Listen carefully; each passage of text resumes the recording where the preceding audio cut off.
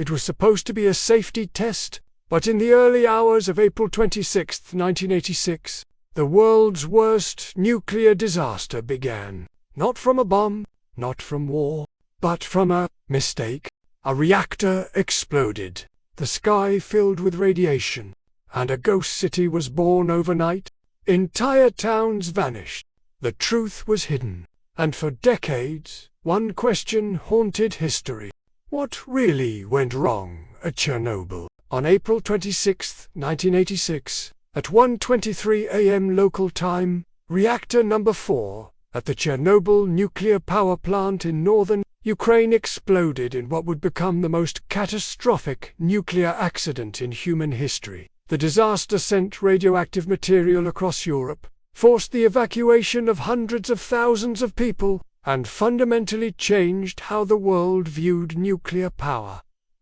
But what exactly went wrong that night? The answer lies in a complex web of flawed reactor design, human error, institutional failures, and the dangerous culture of secrecy that pervaded the Soviet nuclear program. The Chernobyl nuclear power plant was located in the Ukrainian Soviet Socialist Republic, about 100 kilometers north of Kiev, and just 20 kilometers from the border with Belarus. Construction began in the 1970s as part of the Soviet Union's ambitious nuclear energy program, designed to showcase Soviet technological prowess and meet the growing energy demands of the industrializing nation.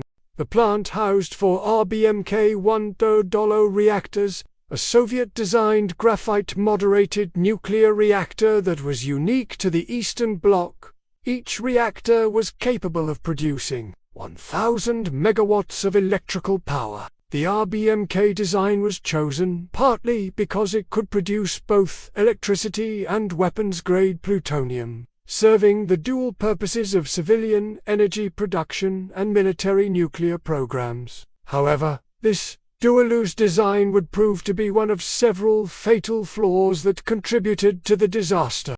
The town of Pripyat, built specifically to house the plant's workers and their families, sat just 3 kilometers away from the reactors. With a population of nearly 50,000 people, Pripyat was considered a model Soviet city, complete with schools, hospitals, cultural centers, and an amusement park that was scheduled to open just days after the accident occurred. To understand what went wrong at Chernobyl, one must first understand the inherent design problems of the RBMK reactor. Unlike Western reactor designs that incorporated multiple safety systems and fail-safe mechanisms, the RBMK had several characteristics that made it inherently unstable under certain conditions. The most critical flaw was what nuclear engineers call a positive void coefficient. In simple terms, this meant that if the reactor began to overheat, and water in the cooling system turned to steam, the nuclear reaction would actually accelerate, rather than slow down. This was the opposite of what happened in most Western reactor designs, where overheating would naturally reduce the nuclear reaction and help stabilize the system. The RBMK design also suffered from what was known as the positive scram effect. When operators attempted an emergency shutdown by inserting control rods into the reactor core, the initial effect was actually to increase the nuclear reaction for several seconds before the rods could fully insert and shut down the reactor. This design flaw was known to Soviet nuclear engineers, but was classified as a state secret and not shared with the plant operators who needed to understand it most. Additionally, the RBMK reactor lacked a proper containment structure. Western reactors were typically housed within massive concrete and steel containment buildings, designed to prevent the release of radioactive material in the event of an accident. The Chernobyl reactors had only a partial containment system that was inadequate for a major accident. The reactor's size also presented challenges. The RBMK-1 was enormous, with a core containing over 1,600 fuel assemblies and nearly 2,000 tons of graphite moderator. This massive size made the reactor difficult to control, particularly at low power levels, where the reactor's behavior became increasingly unpredictable. The fateful safety test. The immediate cause of the Chernobyl disaster was a safety test that went catastrophically wrong. The test was designed to determine whether the reactor's turbine generators could provide enough electrical power to run essential safety systems during the brief period between a power outage and the startup of emergency diesel generators. This test had been attempted twice before, but had failed due to technical problems. Plant management was under pressure to complete the test before the reactor was scheduled for routine maintenance. The test was originally planned for the day shift, when more experienced operators would be on duty, but delays in the power grid meant it had to be postponed until the night shift. The night shift was led by Anatoly Dyatlov, the deputy chief engineer, who was known for his demanding and sometimes reckless approach to plant operations. The shift supervisor was Alexander Akimov, and the senior reactor control engineer was Leonid. Both Akimov and Topchinov were relatively inexperienced with this type of test, and were not fully aware of the reactor's dangerous characteristics at low power levels. The sequence of errors. The disaster began to unfold on April 25, 1986, when operators began reducing the reactor's power output in preparation for the test. The first critical error occurred when the power level dropped much lower than intended. Instead of maintaining power at 701,000 megawatts as planned, the reactor's power fell to just 30 megawatts due to operator error and a buildup of xenon-135, a neutron-absorbing fission product.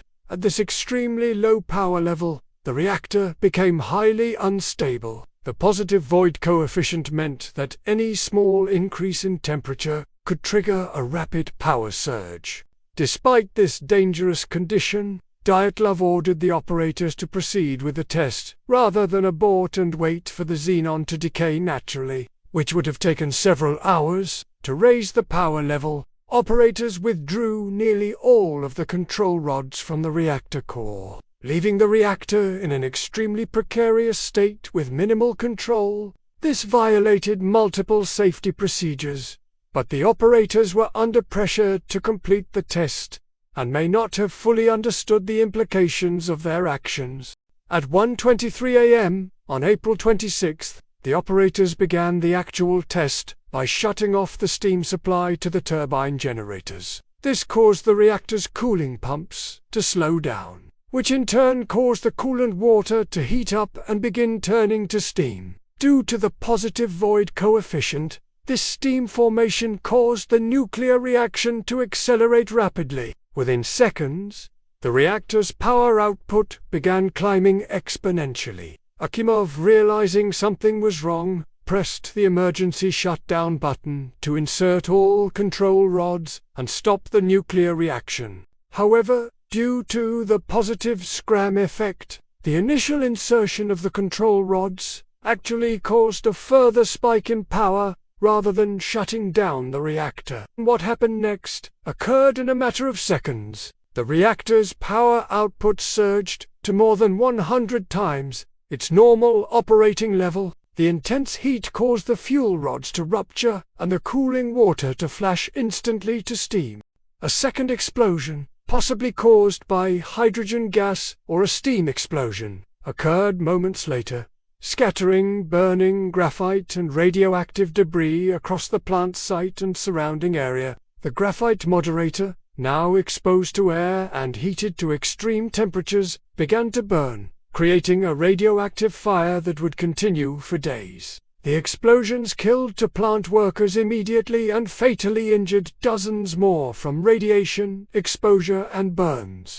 The reactor core, now completely destroyed and exposed to the atmosphere, began releasing massive quantities of radioactive material into the environment. The initial response to the disaster was characterized by confusion, denial, and a dangerous underestimation of the severity of the situation. Plant management initially refused to believe that the reactor core had been destroyed, despite clear evidence to the contrary.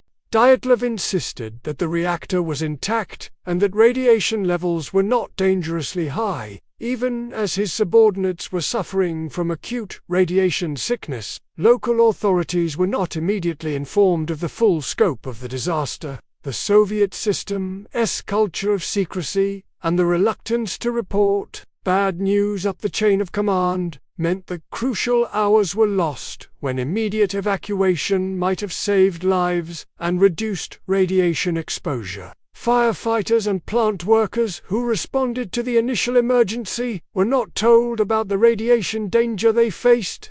Many of these first responders received lethal doses of radiation while fighting the graphite fire and attempting to assess the damage. Their heroic efforts, undertaken without proper protective equipment or knowledge of the risks, prevented an even worse disaster but cost many of them their lives.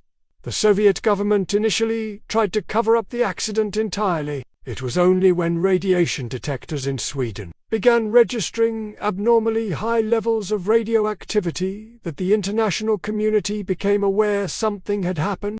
Even then, Soviet officials initially claimed it was a minor incident, with no danger to public health. The evacuation of Pripyat did not begin until 36 hours after the explosion, a delay that exposed tens of thousands of residents to dangerous levels of radiation. When the evacuation finally began on April 27th, residents were told it was temporary and to bring only essential items for a few days away. Most never returned to their homes. The evacuation was carried out with remarkable efficiency once it began, with over 1,000 buses mobilizing to transport the entire population of Pripyat to safety within hours. However, the delay in beginning the evacuation meant that many residents, particularly children, had already received significant radiation exposure. As the full scope of the disaster became clear, the evacuation zone was expanded multiple times. Eventually, an exclusion zone with a radius of 30 kilometers was established around the plant, displacing over 100,000 people from their homes permanently. Many of these evacuees were elderly farmers and rural residents who had lived in the area their entire lives. In the weeks and months following the disaster, the Soviet Union mobilized an enormous effort to contain the damage and clean up the contamination. Over 600,000 people, known as liquidators, were involved in this effort. These included military personnel, plant workers, miners, construction workers, and volunteers from across the Soviet Union. The liquidators faced extraordinarily dangerous conditions. Many worked on the roof of the damaged reactor building, shoveling radioactive debris by hand. Because the intense radiation had disabled electronic equipment and robots, these biorobots, as they were grimly nicknamed, could work for only a few minutes at a time before reaching their maximum safe radiation exposure. Miners were brought in to dig a tunnel beneath the reactor to install a cooling system and prevent the molten reactor core from burning through the foundation and potentially contaminating ground. These miners worked in extremely hot, humid conditions while exposed to radiation, and many later developed health problems related to their service. The most visible part of the cleanup effort was the construction of a concrete sarcophagus around the destroyed reactor. This massive structure, built under extremely hazardous conditions, was designed to contain the remaining radioactive material and prevent further releases.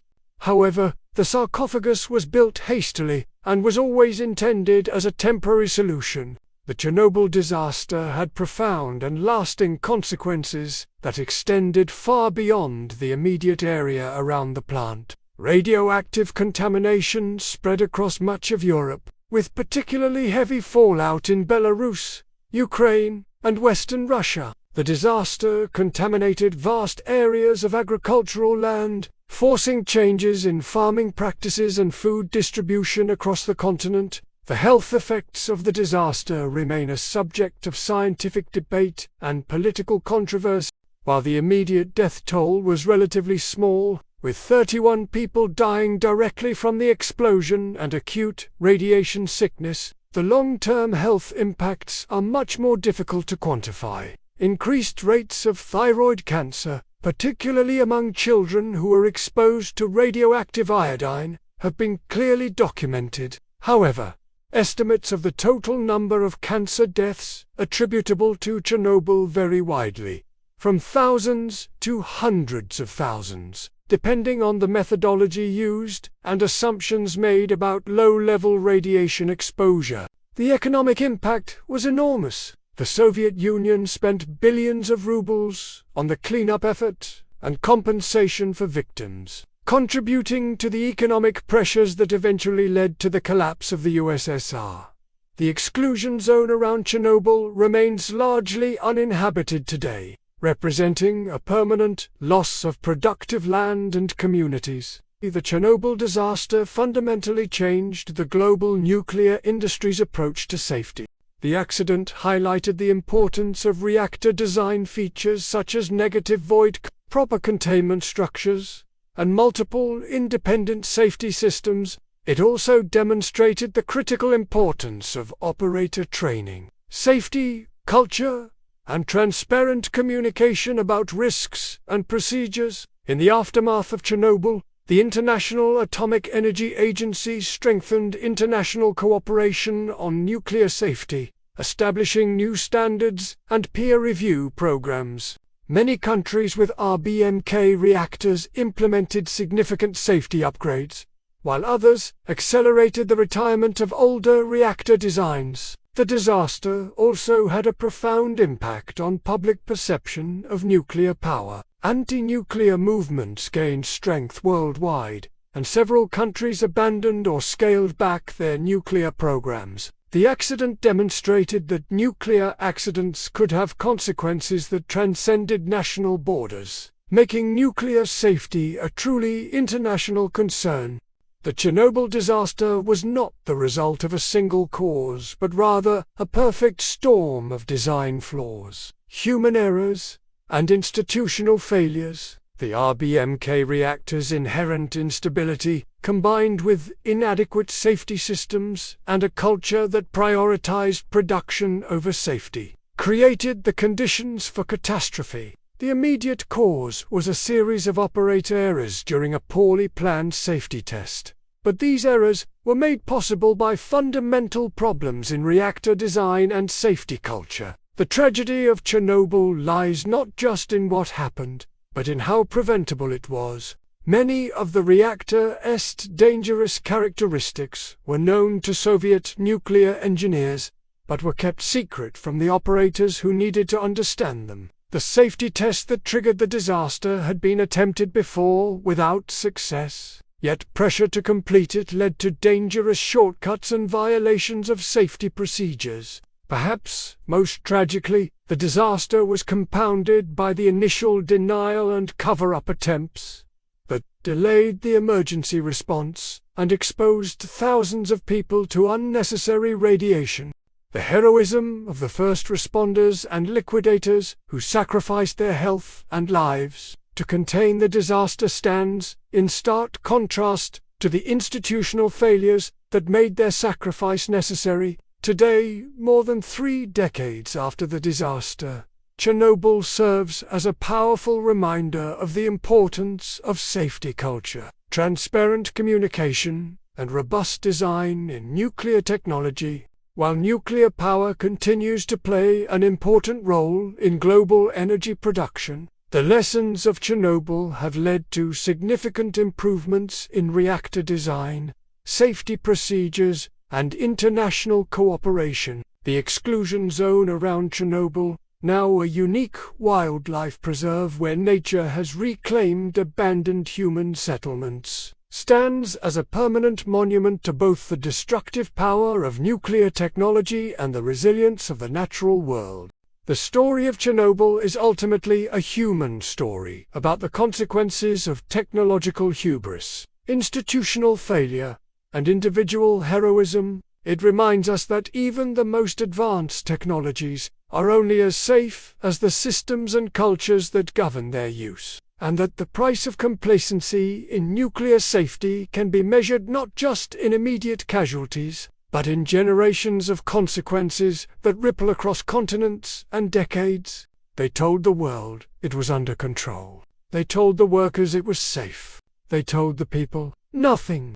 But the fallout never lies. If you want to know the truth, they're buried under the rubble. Subscribe to Owl, tell you what happened, because some disasters weren't accidents, they were warnings.